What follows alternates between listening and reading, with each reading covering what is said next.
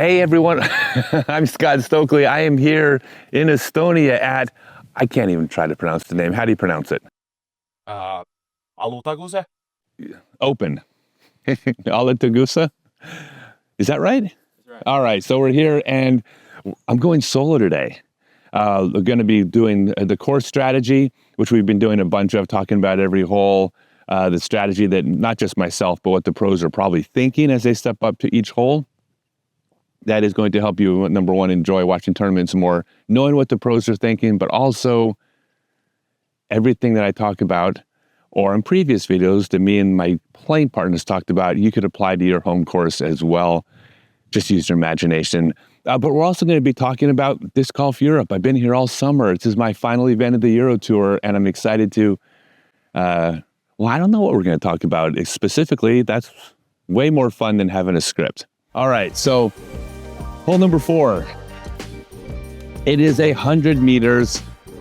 It is clearly a backhand hole because it's an anhyzer through the gap that fades to the target. This is one of those holes, I talk about this a lot, where yes, the hole should be thrown backhand, but I have to weigh that against my skill set. And there's a tunnel to hit with the potential for bogey if you don't make the early tunnel. So for me, it is a sidearm hole with a very understable disc just because I have to also play to my strengths. So this is an example where I am playing the wrong shot, but it isn't the wrong shot based on my probabilities when I step onto the tee pad. So I got to do a super flippy hyzer or very steep hyzer with a flippy disc.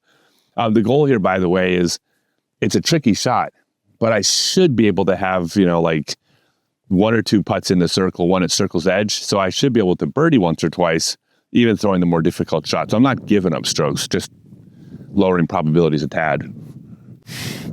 So.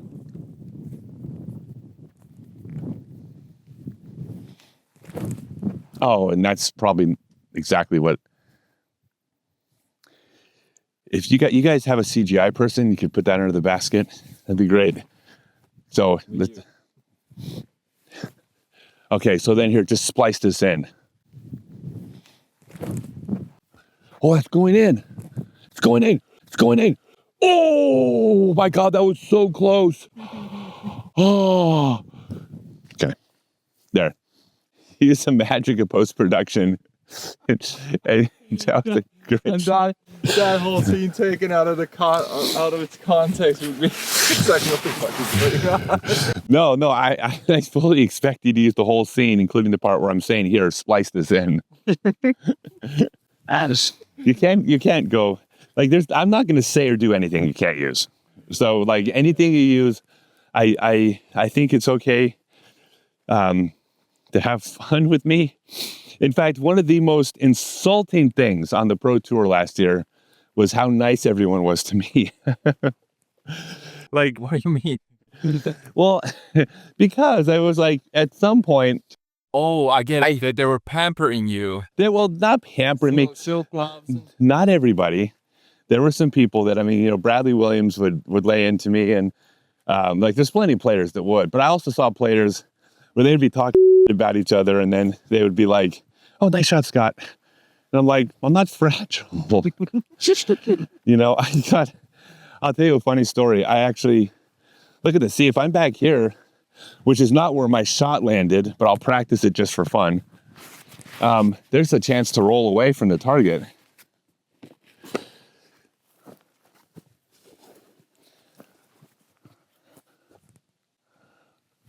And then I hope it stops.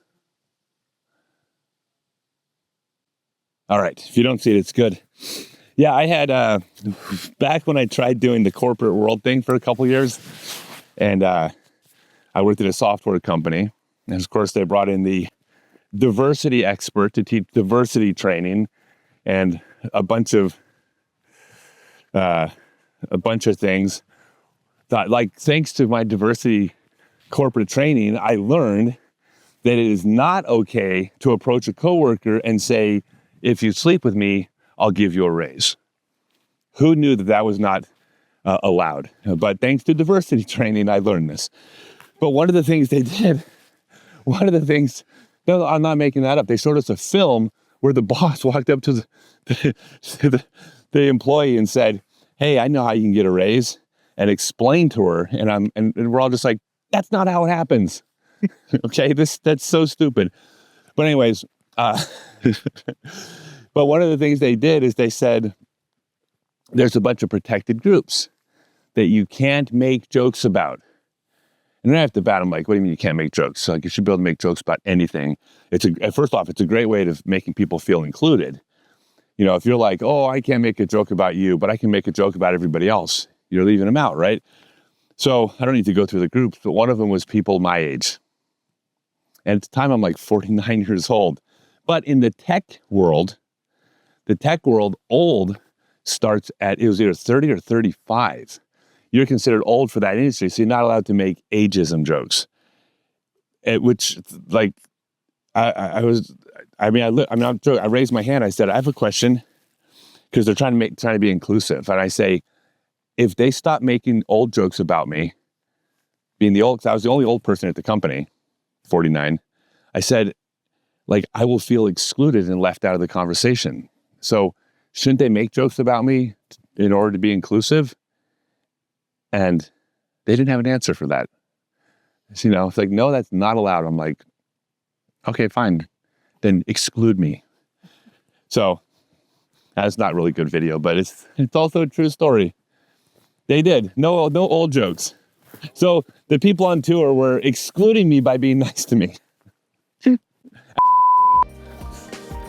All right, so next hole is up here, I think. Okay, this is the hole. I got to get this hole. This is what I got to get.